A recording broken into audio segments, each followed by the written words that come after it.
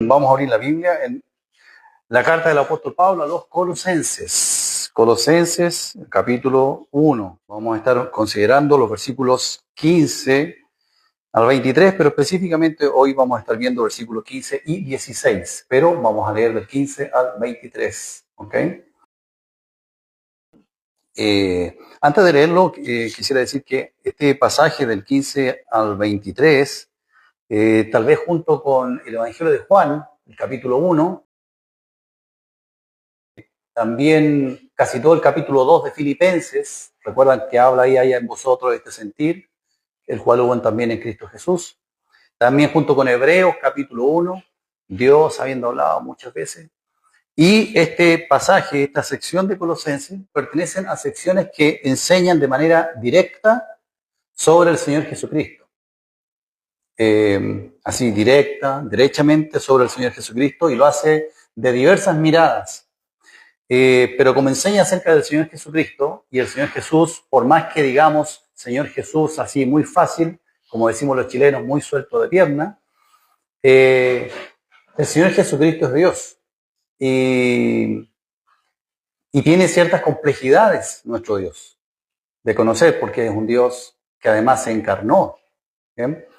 Entonces, cuando nos enfrentamos a versículos como los que vamos a leer, tenemos que estar con nuestra mente muy disponible, muy atenta, muy poniendo nuestras neuronas al servicio del entendimiento de lo que estamos haciendo. Este pasaje que vamos a leer no es igual de sencillo que los otros pasajes, es un pasaje más complejo, más denso, y tiene más vocabulario, más palabras que hay que entenderlas, pero no podemos hacerle el quite. ¿Bien?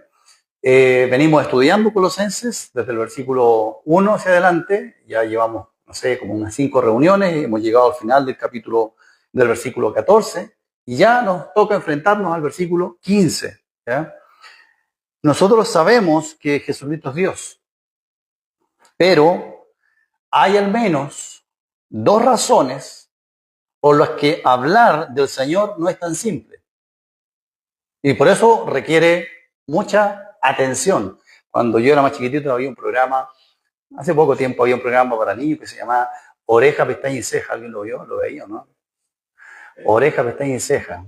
Era para niños y lo que quería ese programa con ese dicho era que pusiera mucha atención. Pero no solo atención, sino que disposición de lo que tenemos aquí, ¿cierto? Todos nosotros, de poder entender lo que estamos leyendo, entender lo que estamos escuchando, porque todos los que estamos aquí queremos hacer un esfuerzo de entender más acerca del Señor Jesús, ¿bien? Nuestro Señor Jesús.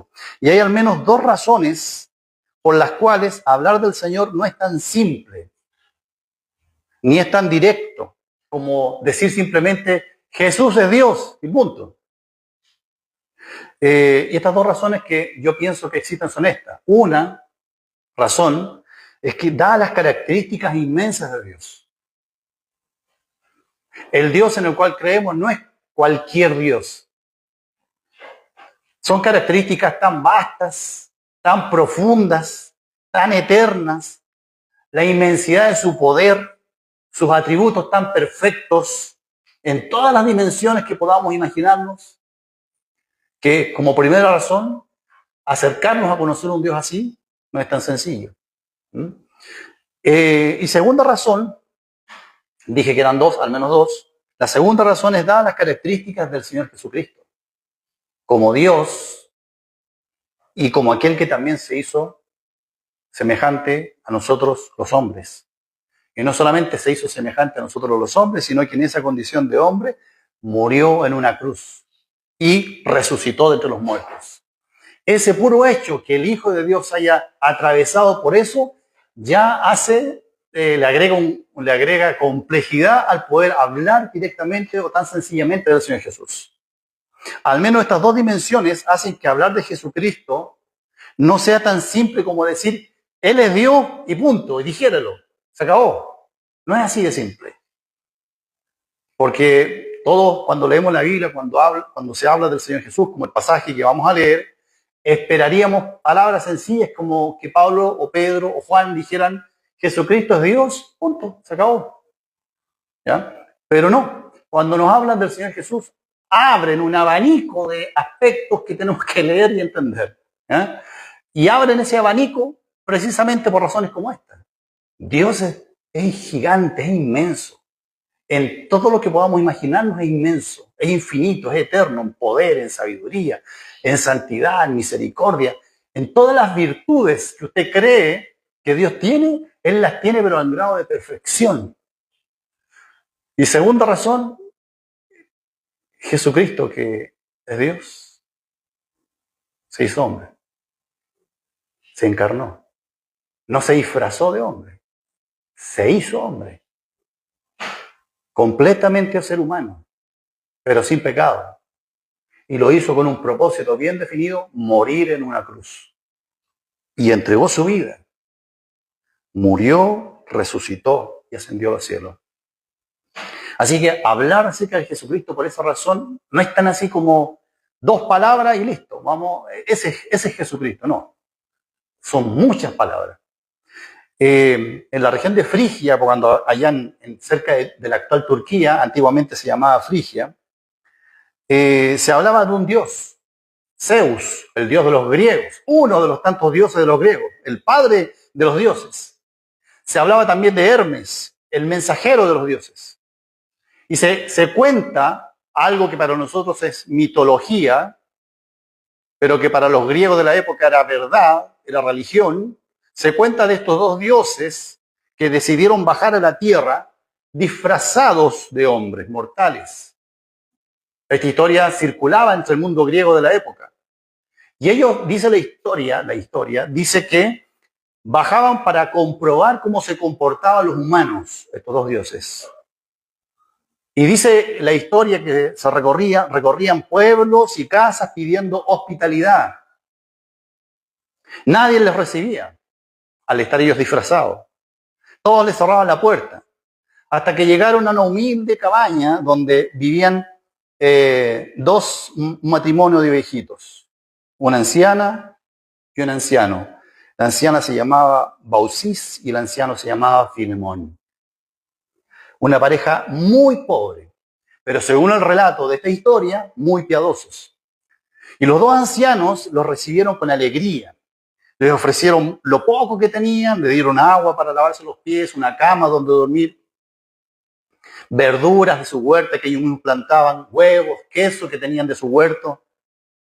Sacrificaron, dice la historia, el único ganso que tenían lo sacrificaron para atender a estos dos extraños. Y durante la cena, estos dos viejitos notaron algo extraño. Por más que servían vino, la jarra de vino nunca se vaciaba. Entonces, cuando notaron eso extraño, dice este cuento, esta historia mitológica de los griegos, pero repito, para ellos era historia, no era mitología. Entonces Zeus y Hermes revelaron su verdadera forma divina, se quitaron los disfraces y le dijeron: somos dioses. Imagínense, supuestos dioses quitándose sus disfraces. Y hemos venido para probar la hospitalidad de los seres humanos. Todo este pueblo va a ser destruido, le dijeron, por su crueldad y su impiedad, pero ustedes van a ser salvados, ustedes dos. Los dioses le ordenaron subir a la montaña y cuando miraron hacia abajo, vieron todo el valle inundado de agua, producto supuestamente de la ira de estos dioses. Y Zeus les concedió, cuenta la historia, un último deseo a estos abuelitos, y ellos pidieron morir al mismo tiempo para no tener que vivir el uno sin el otro. Y cuando llegó ese momento de morir, dice la mitología que ellos se transformaron en dos árboles entrelazados.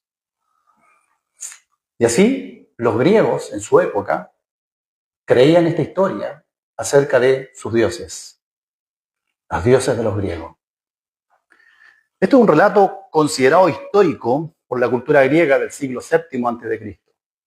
Hoy lo miramos para atrás y decimos, los creyentes decimos, eso es mitología. Pero los griegos eruditos daban a conocer al pueblo a sus dioses con historias como estas. Así daban a conocer a sus dioses. Dioses que se disfrazaban de humanos, dioses que ponían a prueba a los seres humanos, dioses que tomaban apariencia y comportamiento de humanos para estar entre nosotros. dioses que mostraban gratitud, mostraban ira, dioses que se revelaban a los hombres mostrando su apariencia real de dioses. Eran capaces de mostrar su apariencia real de dioses y que se relacionaban con los hombres concediéndoles deseos. Así los griegos de la época entendían a los dioses. Frente a las declaraciones del Dios de la Biblia sobre sí mismo, las declaraciones que nuestro Dios hace de sí mismo, y frente al hecho de la cruz, los creyentes en Cristo calificamos estos relatos griegos como mitología, como cuento. ¿Por qué los clasificamos así?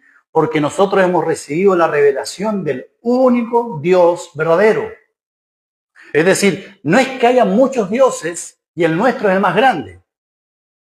No. Dios revela acerca de sí mismo que Él es el único Dios verdadero y que todo el resto que se dicen dioses no son dioses. ¿Se entiende? Por tanto, un creyente que cree en ese Dios es un creyente que al mismo tiempo declara como mitología esos cuentos. Las pretensiones de nuestro Dios, del Dios de la Biblia, son pretensiones acerca de sí mismo absolutas. Soy yo y nadie más que yo. No solo Él es único y verdadero, sino que además Dios, el Dios que Él dice que es único y verdadero, es un Dios con mayúscula. Es decir, el único que podría llamarse Dios, pero Dios de verdad. No así un Dios de cartón, que es capaz de disfrazarse, de quitarse el disfraz, de decir, mira, ahora soy Dios. No, un Dios tan inmenso que somos incapaces de poder verlo. Que si cualquiera de nosotros estuviera en la presencia de nuestro Dios, moriríamos por la grandeza, por la inmensidad de su majestad. Entonces, las pretensiones de nuestro Dios son que creamos en un Dios único, verdadero, inmenso, eterno, majestuoso en todos los atributos de Dios. Y por lo que de un ser humano, frente a esta pretensión, debe tomar una decisión. Creer en ese Dios único y verdadero y meter todo el resto en un saco de mitología. O no creer en el Dios. Es blanco o negro. Por esta razón, también Dios en su palabra tiene ciertos cuidados. Por esto que estoy explicando, Dios tiene ciertos cuidados al enseñarnos acerca de Él. No nos enseña acerca de Él así como un libro de teología, capítulo 1, vamos a hablar de la eternidad, capítulo 2, vamos a hablar de la santidad. No, Él tiene ciertos cuidados al hablarnos de Él. Porque como dije al principio, Él es el verdadero y único Dios, es eterno. Solo Él en su existencia, Él es eterno. Pero además se encarnó en la persona de su Hijo y caminó entre nosotros. A este Jesús, que muchos contemporáneos de Pablo, cuando escribió Colosenses, a este Jesús, muchos de esos contemporáneos lo habían visto caminar por la tierra de Jerusalén. Y de ese Jesús, Pablo es que les va a hablar ahora y les va a decir, ese Jesús es Dios. Entonces se lo tiene que explicar de manera muy particular. ¿Para qué? Para que no entiendan que es otra historia de los cuentos de los griegos. Otro Dios disfrazado de hombre. Se lo tiene que explicar de muchas maneras profundas y complejas. Así que, como comprenderán, hermanos, no estamos frente a cualquier versículo de la Biblia. Estamos frente a versículos relevantísimos. Toda la Biblia es relevante, por favor no confundan mis palabras, pero cuando hablamos de que la Biblia nos comienza a enseñar de manera directa acerca del Señor Jesús, tenemos que, como el programa infantil, orejas, pestañas y cejas, poner mucha atención, poner mucho de nuestro esfuerzo para digerir, para no aburrirnos. Bien, así que la primera pregunta es, bueno, vamos a leer versículo 15 al 23, bien, Colosenses 1, 15. Dice así, Él Y ahí cuando dice Él, ¿está hablando de quién? De Jesucristo. Él es la imagen del Dios invisible, el primogénito de toda creación, porque en Él fueron creadas todas las cosas, las que hay en los cielos y las que hay en la tierra, visibles e invisibles, sean tronos, sean dominios, sean principados, sean potestades. Todo fue creado por medio de Él y para Él. Y Él es antes de todas las cosas. Y todas las cosas en Él subsisten. Y Él es la cabeza del cuerpo, que es la iglesia. Él, que es el principio, el primogénito de entre los muertos, para que en todo tenga la preeminencia. Por cuanto agradó al Padre que en Él habitase toda plenitud, y por medio de Él reconciliar consigo todas las cosas, así las que están en la tierra como las que están en los cielos, haciendo la paz mediante la sangre de su cruz. Y a vosotros también, que erais en otro tiempo extraños y enemigos en vuestra mente, haciendo malas obras, ahora os ha reconciliado en su cuerpo de carne por medio de la muerte, para presentaros santos y sin mancha e irreprensibles, ¿dónde? Delante de Él. Si en verdad permanecéis fundados y firmes en la fe, y sin moveros de la esperanza del evangelio que habéis oído, el cual se predica en toda la creación que está debajo del cielo, del cual yo, Pablo, fui hecho ministro. Wow, te dije así cuando lo leí por primera vez. Wow. ¿Cómo encajan estos versículos que acabamos de leer en el contexto de lo que venimos recibiendo de Colosenses? Nosotros hemos tenido ya varias reuniones de Colosenses donde hemos estado mirando los primeros 15 versículos, o 14, perdón. ¿Cómo encajan? Miren, encajan de esta manera. Pablo les acaba de exhortar, mire el capítulo 1, verso 10. 1:10. Pablo les acaba de exhortar a estos creyentes a que andéis como, ¿cómo dice el verso 10? Como es digno, ¿de quién? No dice simplemente como es digno de un creyente, no dice así, ¿no? Vincula la dignidad, dice como es digno del Señor. Es decir, vincula la dignidad con un Señor, del Señor Jesús. Les acaba de decir, mira el versículo 13, que los creyentes han sido trasladados ¿a dónde? Al reino de quién.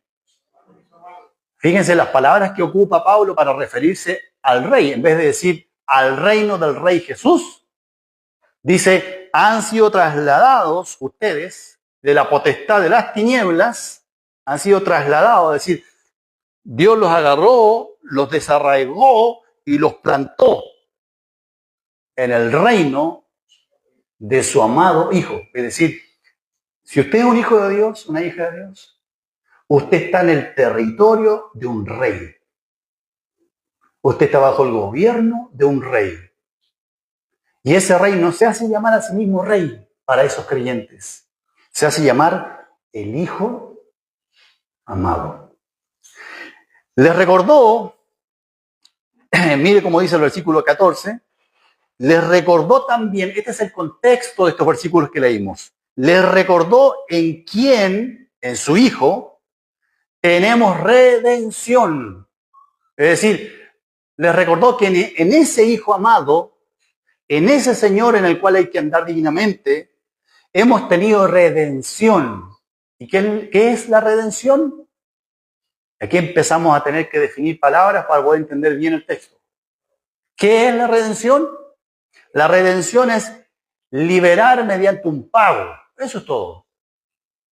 Nosotros éramos esclavos, estábamos vendidos a algo y el Señor Jesús nos compró, nos liberó, mejor dicho, pagando un precio. Y el precio dice por su Redención por su. Entonces, el precio lo puso ahí mismo Pablo. ¿Cuál fue el precio? Fue su sangre. Es decir, anden como es digno del Señor. Han sido trasladados al reino de su amado Hijo. Y ese Hijo fue el que a ustedes los liberó pagando un precio y el precio fue su sangre. ¿Mm? De ese Hijo les voy a hablar ahora. Yo digo, es tremendo. De ese Hijo que les voy a hablar del 15 al 23. En otras palabras, Pablo les está fundamentando por qué deben andar como es digno. ¿Qué tan grande es este rey que gobierna el reino en el cual estamos ahora? ¿Por qué este rey es el Hijo amado? ¿Y quién es el que nos ha redimido? ¿Y por qué pagó ese precio de su sangre? Por tu alma. Y dado que esta sección que vamos a estar ocupados varias semanas, es una sección muy densa, vamos a acercarnos, como ya lo hicimos la semana pasada, vamos a acercarnos al pasaje lentamente. Lentamente. La semana pasada hicimos un primer recorrido del pasaje, lo leímos, hicimos observaciones al pasaje y notamos que dos palabras se repiten. ¿Cuáles son esas dos palabras? En él. ¿Y cuál es la segunda? Todos. ¿Qué lo dijo? A ver, todos. Todos o todas, ¿cierto? En él y todos o todas. Y con esto ya notamos que el gran protagonista de todos estos versículos, 15, 16, 17, 18, 19, 20, 21, 22, 23, el gran protagonista de toda esta sección es él. ¿Y quién es él? El Señor Jesús. El Hijo amado. El Hijo amado, el que nos redimió y pagó el precio con su sangre. Él es el protagonista de todos estos versículos. No está hablando ni de usted, ni de mí, ni de nadie, me está hablando de Él, del Señor Jesús. Y lo segundo que podemos notar con esas dos destacadas que vimos, que se repetía en Él, todo, toda, en Él, todo, todo. Lo segundo que podemos notar es que el repetir tanto esa palabrita todo durante todos estos versículos está relacionado con todo lo creado y está relacionado con la reconciliación. Siempre que habla de todo. Comprendemos que este Señor, este Hijo amado, este Rey, tiene esto. Y fíjate, ponga atención en esto porque es casi lo central en todos estos versículos. Este Hijo amado tiene total autoridad sobre todo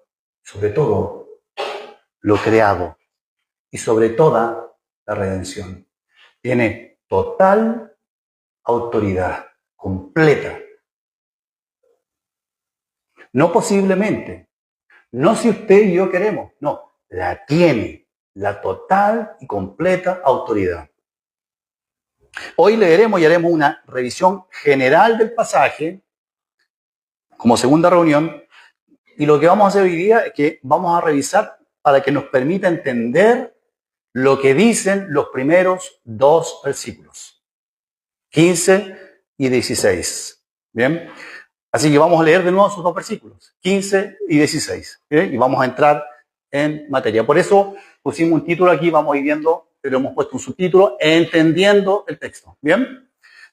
Dice así. Atención, porque quiero, al final de esta reunión, si es que el tiempo no se nos va demasiado rápido, quiero preguntarles a algunos de ustedes, voy a pensar en quién, pero quiero preguntarle a algunos de ustedes, después de todo lo que vamos a conversar, ¿qué entiende de estos dos versículos entonces? ¿Bien? Dice así, versículo 15, Él es la imagen del Dios invisible, el primogénito de toda creación, porque en Él fueron creadas, ¿cuáles cosas? Todas las cosas, pero especifica, las que hay en los cielos y las que hay en la tierra, y lo vuelve a abrir, visibles e invisibles, y lo vuelve a abrir, sean tronos, sean dominios, sean principados, sean potestades, y lo vuelve a recalcar, todo fue creado por medio de Él y para Él. Así que, en primer lugar, vamos a abordar algunas palabras o expresiones que deben ser aclaradas. Ahí están nuestros dos versículos, los puestos en negro y blanco para que se distingan bien, ¿ok? Y quiero subrayar aquí las palabritas que a mí me parecen que deben ser aclaradas en estos dos versículos para entender bien. Por ahí vamos a partir aclarando palabras, ¿ok? Entonces subrayé, Él es la imagen, el primogénito, porque en Él y por medio de Él. ¿Bien? Son palabras que deben ser explicadas. ¿Bien? Entonces, vamos a partir por la primera de ellas, que es la imagen. La palabra imagen, que Jesucristo es la imagen del Dios invisible. No se debe entender, creo que lo adelanté el jueves pasado, esta palabra imagen no se debe entender con el significado actual que nosotros entendemos por imagen. Es decir, mi imagen, por ejemplo, en un espejo. Yo me pongo frente a un espejo y yo veo mi imagen. Así entendemos hoy la palabra imagen. Pero ese ejemplo de cómo entendemos hoy no nos ayuda a entender esto. ¿Okay? Es un significado distorsionado de la frase que está aquí. Él es la imagen del Dios invisible. Y entenderla así tan sencillamente nos puede guiar fácilmente a herejías incluso y a un entendimiento inadecuado de quién es Jesucristo. Y si no te guía a herejías, no te permite conocer bien al Señor, quién es Él y por qué es la imagen. Dada la relevancia de este concepto, necesitamos ser lo más precisos posible. La palabra imagen quiere decir esto, hermano. Es la manifestación visible, o es la revelación, si usted quiere poner esa palabra. Es la revelación visible de lo invisible, compartiendo la misma esencia de lo que está siendo revelado. Volvamos al ejemplo del espejo. ¿Mi imagen en el espejo comparte mi esencia? No, porque es una imagen provocada por la luz nada más.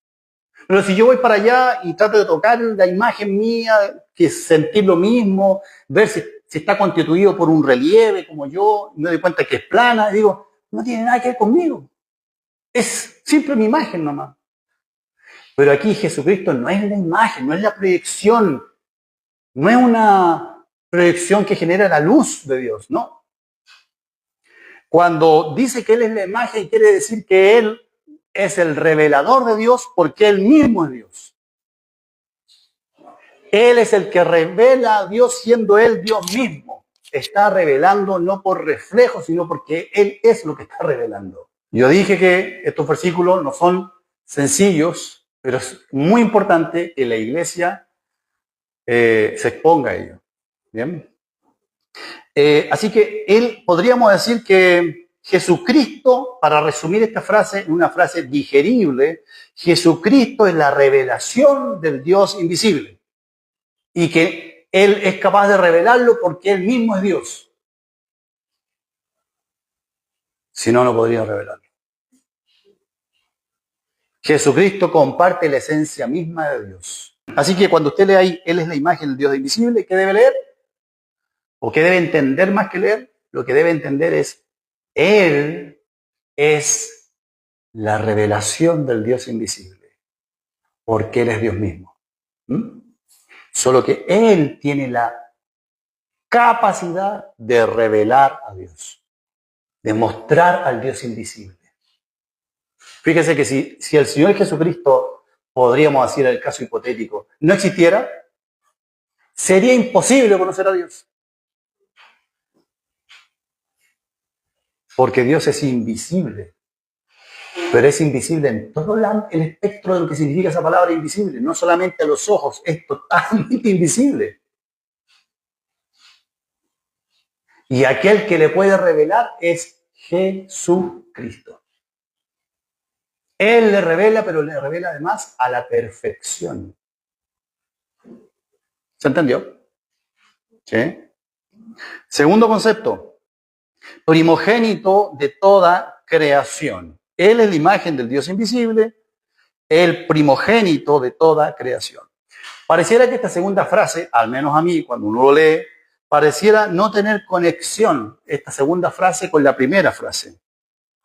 Así como que están en el mismo versículo, pero no entiendo por qué están en el mismo versículo. ¿Eh? Pero para ser claro, Pablo, inspirado por el Espíritu Santo, no escribe frases aisladas así como que, me olvidé de colocar esto, entonces va rellenando. No. Él escribe dirigido por Dios exactamente como tiene que ser revelado Dios. Y a través de toda la Biblia, cuando hablamos del primogénito de toda creación, a través de toda la Biblia nosotros podemos ver cómo se entiende la palabra primogénito. Porque cuando uno piensa en primogénito, piensa en el primer nacido. Esa es una posibilidad de entender esta palabra, el primer nacido, mi primogénito. Pero la Biblia, porque cuando uno quiere entender la Biblia tiene que buscar cómo en la Biblia se entiende esa palabra. Bien, en la Biblia esta palabra también se aplica a personas que no eran primogénitas, pero que ocupaban, no siendo el primer nacido, ocupaban una posición de privilegio o de autoridad. Por ejemplo, Israel es llamado así. En Éxodo 4:22 dice, Israel es mi hijo, dijo Dios, mi primogénito. ¿Israel era el primogénito, el primer nacido, por decirlo así? No, no era el primer nacido, era el segundo. Pero él dice, es mi primogénito. Y cuando uno lee el contexto de ese versículo, entiende estos tres conceptos. Es mi primogénito porque tiene altísimos privilegios espirituales. Es primogénito porque tiene una herencia que yo le he dado.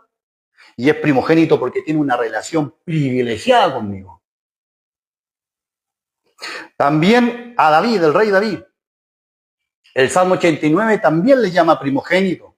Dice así, yo también a David, al rey David, le pondré por primogénito. ¿Y qué más dice el texto? El más excelso de los reyes de la tierra. Pregunta, ¿David era el primer nacido? No, de hecho, ¿cuál era? El último. ¿Sí? Entonces, por lejos no era el primer nacido. Pero sin embargo, Dios dice de él, yo también le pondré por primogénito, y ¿sabe qué me dice el texto? Porque eso le ayuda a entender a usted qué quiere decir Dios cuando quiere decir primogénito. Dice así, el más excelso de los reyes de la tierra. Entonces, ¿qué quiere decir primogénito para Dios? El más privilegiado, destacado, el que está acá arriba. De Efraín también se habla de primogénito. En Jeremías 31 dice, porque yo soy a Israel, dijo Dios, porque yo soy a Israel por padre y Efraín es mi primogénito. Y nuevamente, ¿Efraín era el primer nacido? Definitivamente no. Ninguno de ellos fue el primer nacido. Y el contexto de estos casos nos clarifican que la palabra primogénito es usada por Dios sobre alguien a quien Dios le confiere una posición de privilegio, una posición de altísima importancia y de autoridad. De autoridad. Aplicar, por tanto, así automáticamente el significado primer varón nacido es un error. No se debe hacer. Más bien el sentido de uso de esta palabra debe ser determinado por el contexto de lo que está diciendo. Y el contexto de todo este pasaje colosense se hace evidente, hermano, que primogénito aquí quiere decir que él tiene una posición de autoridad tremenda sobre todo lo que va a decir para abajo. Cuando dice el primogénito de toda la creación, o de toda la creación, y para abajo lo explica. Por tanto, ¿cómo usted debe entender eso de primogénito de la creación? Debe entenderlo así, el principal sobre toda la creación. Aquí está la creación, aquí está Jesucristo. ¿Se entiende? el primogénito de toda la creación. Vamos con el tercero, en Él. ¿Dónde está? Ahí, en Él. Porque en Él fueron creadas todas las cosas. Esas dos palabritas son las que a mí siempre me han complicado entender, en Él. El texto profundiza, al ocupar esas palabras, profundiza y hace, por decirlo así, acumula tres cosas. Como que mete un saco y llena este saco con tres cosas. Tres acumulaciones en relación al Señor Jesucristo. Relaciona al Señor Jesucristo con la creación. Dice así, todo fue creado en Él, todo fue creado por medio de Él y todo fue creado para Él. Esas tres cosas las dicen. ¿Para qué tanta complicación, Pablo? ¿Por qué no simplemente dice que Jesucristo creó todas las cosas? Se acabó. Por lo que dije al principio. Nuestro Dios no es tan simple como nosotros esperamos que sea. Y hay que explicarlo a veces con abundancia de palabras. Y esta primera, en Él, no tanto por medio de Él y para Él, esta primera, en Él, es necesario aclararla. ¿Qué significa que la creación fue creada en Él? En esta parte de la Biblia, cuando dice en Él, quiere decir esto, hermano.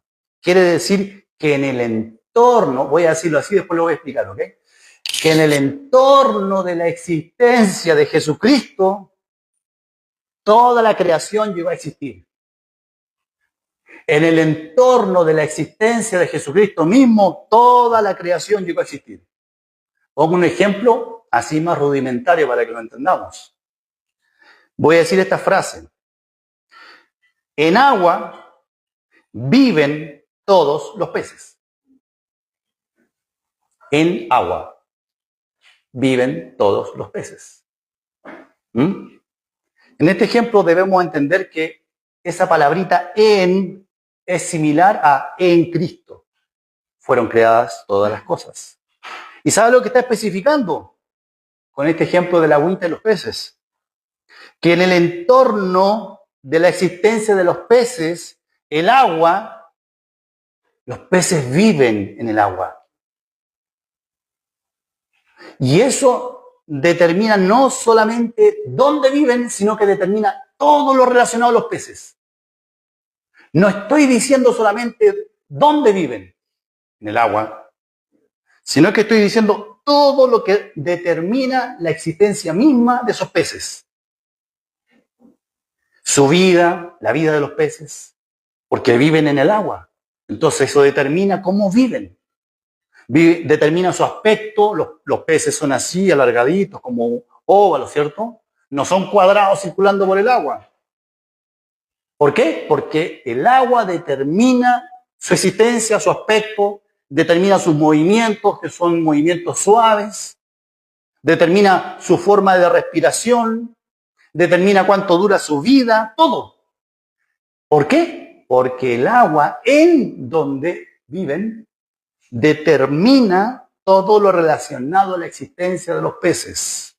Es más, sin agua no hay peces.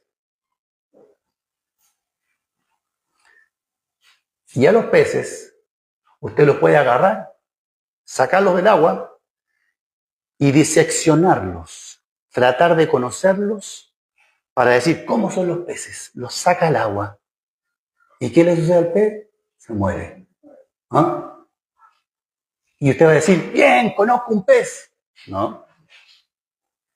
Porque la única manera de conocer bien a los peces es en el agua. Es decir, usted lo saca del agua y usted va a tener un conocimiento distorsionado de qué es lo que es un pez.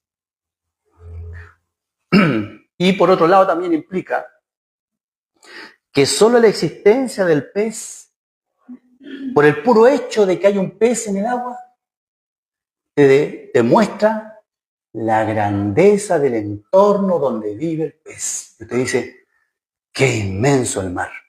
Es decir, el mismo pez te guía hacia el agua, a mirar el agua, la inmensidad del agua. Todo esto implica, hermano, en Cristo. Entonces, todas las cosas han sido creadas en Cristo. ¿Qué quiere decir eso entonces? Que Cristo determina y determinó todo lo relacionado con la existencia de absolutamente todas las cosas. Todo lo creado tiene sentido únicamente si se le conoce teniendo en cuenta a Cristo. Y sin Cristo, nada podría existir. Y si usted trata de mirar y analizar todas las cosas que han sido creadas, las trata de mirar sin considerar a Cristo, está mirando una realidad distorsionada. Está sacando al pez del agua. Porque ha sido creado en Cristo.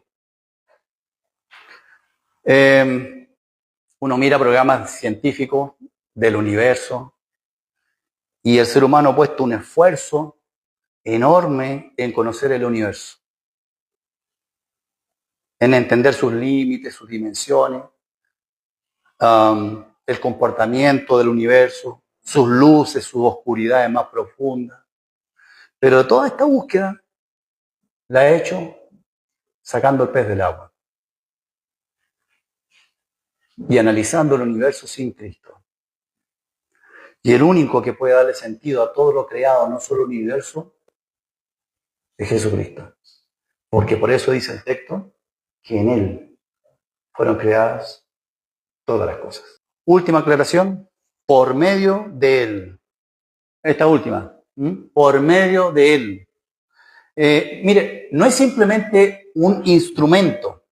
Por ejemplo, usted puede decir esto, mire, yo corto el pan por medio de un cuchillo. Usted podría decir eso, es medio científico, pero podría decirlo. Yo corto el pan por medio de un cuchillo. Ese es el medio que ocupo para cortar el pan. O encendí la luz por medio de un interruptor. Interruptor, encendí la luz. El único problema con ese ejemplo es que el cuchillo y el interruptor son cosas, no son personas. Pero usted le coloca a una persona y cambia el sentido. Usted dice así: el proyecto se realizó por medio de un arquitecto, persona, por medio de un arquitecto. ¿Qué implica allí?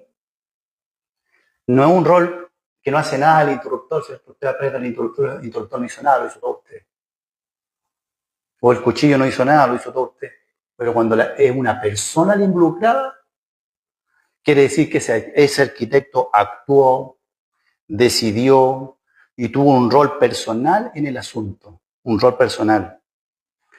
Aquí dice, por medio de Él.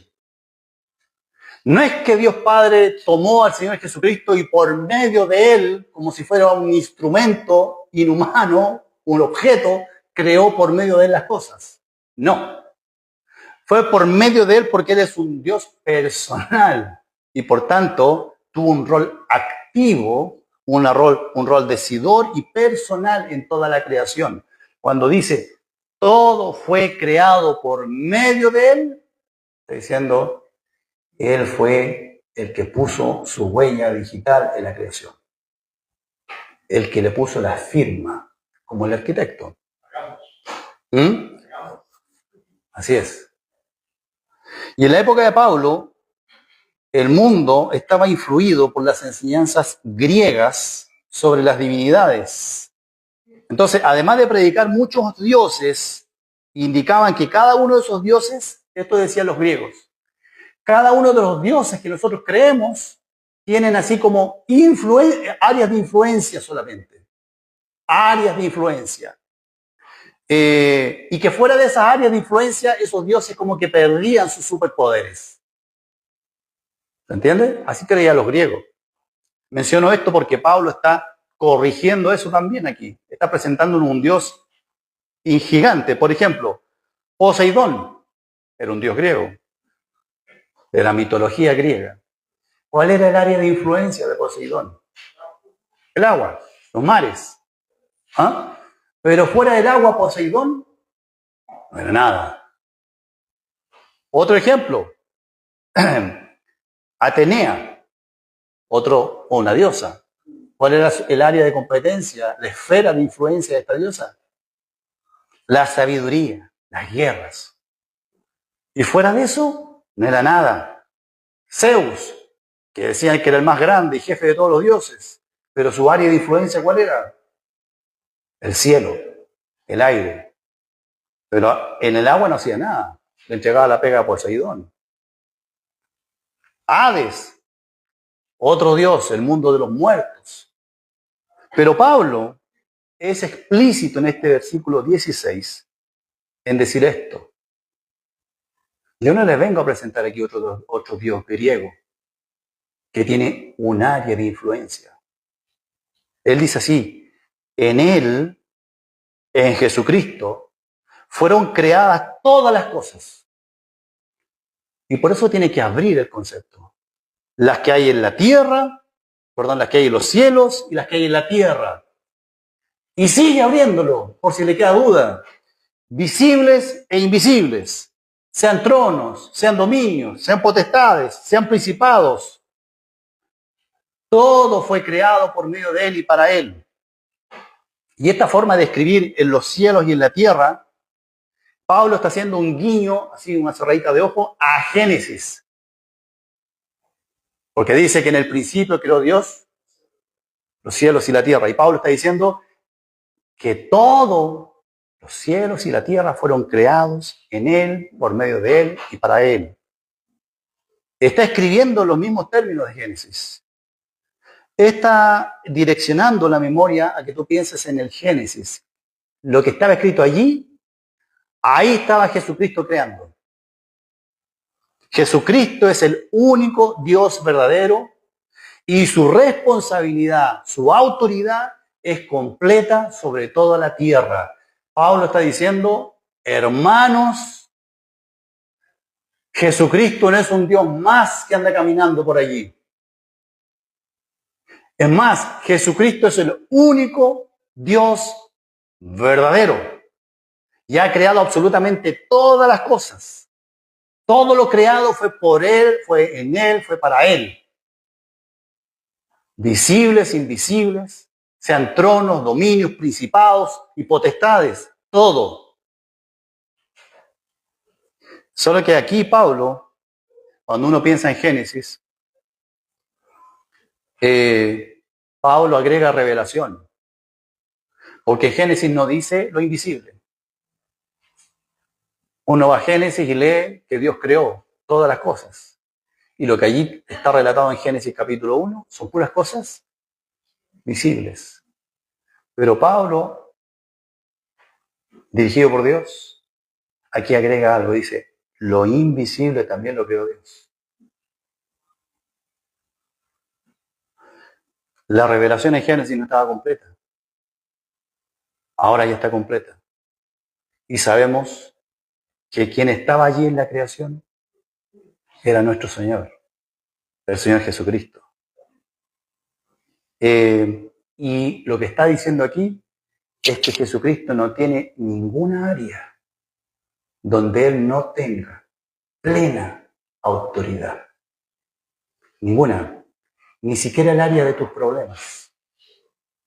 Ni siquiera el área de tus enfermedades. Ni siquiera el área de tus angustias. Ni de las cosas sin resolver. Dios, nuestro Señor, tiene plena autoridad en todo lo creado, visible o invisible, todo.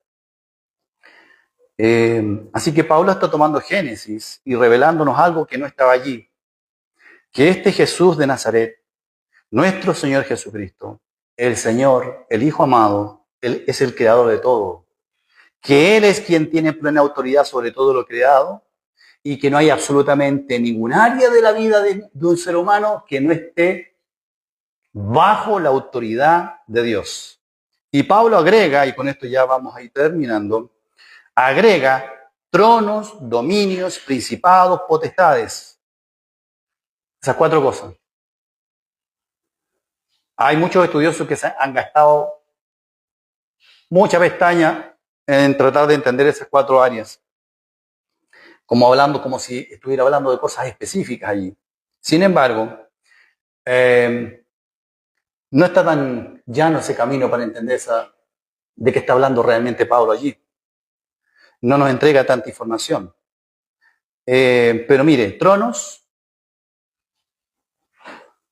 usted me dice que tienen en común estas 4 palabras. Es el asiento de la autoridad, son los tronos. Dominios son el área donde la autoridad tiene autoridad. Uno se acerca a un rey y le dice, ¿cuáles son tus dominios, rey? Y el rey va a salir por la ventana del palacio y decir, todo esto no se pierde tus ojos, son mis dominios. Es decir, el dominio son las áreas donde se ejerce esa autoridad. Principados es la estructura de poder. Una estructura de poder son principados, es decir, de entre todos los que mandan más. No, mira, aquí están los jefes, aquí están los jefes, y allá están los principados. Esos son como la crème de la crème en la autoridad. Principados, autoridad. Y finalmente, potestades. Potestades no es otra cosa que la autoridad con que una persona ejerce autoridad. Alguien tiene el poder de ejercer autoridad. Esa es su potestad. Como cuando usted viene para acá y dice, yo vengo a declarar que este lugar tal cosa. Y uno le puede decir, ¿con qué potestad? ¿Cierto? Tú dices eso. Y él muestra un documento y dice, con esta potestad. Bueno, la potestad es el poder de ejecutar la autoridad. Si usted se fija con estas 4 cosas, Pablo nos dice, el rey de este reino, el Hijo amado, es el creador de todo, tiene plena autoridad sobre todo lo creado, no importa si eso todo es invisible o es visible. Y en vez de mencionar cosas visibles como tiene plena autoridad sobre los árboles, sobre los ríos, sobre los cerros, sobre las estrellas, en vez de poner esos ejemplos, dice, menciona 4 dimensiones de autoridad. Tronos, dominios, poder, principado y potestad. Es decir, que Jesucristo es una forma explícita de decir que Él tiene completa, plena, acabada, absoluta autoridad sobre absolutamente todo lo creado. ¿Entiendes? No hay absolutamente ninguna autoridad, ni visible ni invisible, ni del mundo material ni del mundo espiritual. No hay ninguna autoridad ni poder, nada que no esté bajo su autoridad. La autoridad del Hijo. Desde la autoridad más alta hasta el poder que más se nota, todo existe por Cristo y para Cristo. Así que lo que nosotros vemos como autoridad, hermanos, ya sea que nosotros estamos teniendo conflictos con autoridades humanas o que nos preocupamos muchas veces, y me incluyo, de temas políticos, ¿cierto? De que este presidente sí, este presidente no. Son autoridades. Pero absolutamente todas las autoridades están así, debajo de la autoridad completa de Jesucristo. ¿Y qué decir de las autoridades y poderes no visibles? Los creyentes, dice la Biblia, que tenemos una lucha espiritual, que no es contra sangre ni carne, sino que contra la potestad de las tinieblas. Pero esas potestades de las tinieblas están sujetas a la autoridad de Cristo también. Podemos preguntarnos legítimamente, ¿por qué? Si todo está bajo la autoridad de nuestro Señor, entonces vemos autoridades y poderes, tanto visibles como invisibles, que hacen lo malo. ¿Por qué simplemente no los detiene? ¿Por qué simplemente no los juzga y se acabó? ¿Por qué no ejerce su plena autoridad sobre aquello malo que hacen? Y la respuesta es esta. Les voy a dar un ejemplo y luego un texto bíblico. El ejemplo es este. A veces yo tengo que juzgar a uno de mis hijos. Y voy donde mi hijo, le digo, hijo, hiciste esto, está mal. ¿Por qué lo hiciste? ¿Y sale con qué me sale mi hijo? Es que la Emma esto. Yo escucho su argumento y tiene razón. La pudrición es más grande. Él no deja de ser culpable. Pero hay otro culpable en el camino. Y voy donde la Emma y le digo, ¿por qué pasó esto? Y varias veces aparece un tercer culpable. Entonces tengo que llamarlo a los tres. Y hacer juicio sobre los tres. Algo que partió por uno. Entonces tengo que detener la actividad de los tres y aplicar el juicio. Y eso es muy común, ¿eh? Porque cuando detengo el tiempo para juzgar a uno, debo saber que ese juicio va a salpicarle a más. No va a ser a uno solo. Lo más probable es que le salpique a otro, al menos uno más. Dios ha establecido un día en el cual Él va a detener el tiempo y Él va a llamar a juicio a cada uno. Y los salpicados serán millones en ese juicio. Porque el ser humano procurará justificarse de sus actos y de su incredulidad. Y algunas de esas razones van a salpicar a otros muchos. Y no habrá excusa. ¿Sabe por qué? Porque así yo, como pongo a mis tres hijos delante mío, Dios nos va a poner a todos los seres humanos, a toda la humanidad, la va a poner delante de Él. Y ahí van a estar los más malos de los malos. Van a estar los que son solamente malos. Van a estar los que siguen, los que solamente siguieron a los malos, pero ellos no eran tan malos. Y van a estar los que son ligeramente malos. Cada uno dará cuenta a Dios. ¿Y tú crees que tú no siendo malo te podrías salpicar algo de ese evento en aquel día? ¿Te podría salpicar algo de lo que se declara allí? Cuando todos esos malos que nosotros consideramos malos hablen y pudiera ser que te llamen al frente a ti también. Si eres creyente, tu maldad ha sido remitida. Pero si no, sin duda que te va a salpicar ese día. Dice así la Biblia, Dios ha establecido un día en el cual juzgará con justicia al mundo por aquel varón a quien designó, dando fe a todos con haberle levantado de los muertos.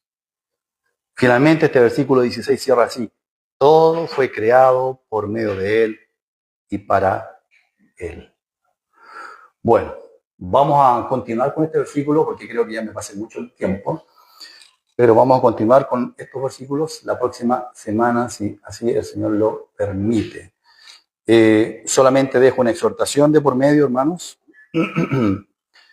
que es la pregunta cómo estamos respondiendo al llamado de autoridad del Señor Jesús en nuestras vidas.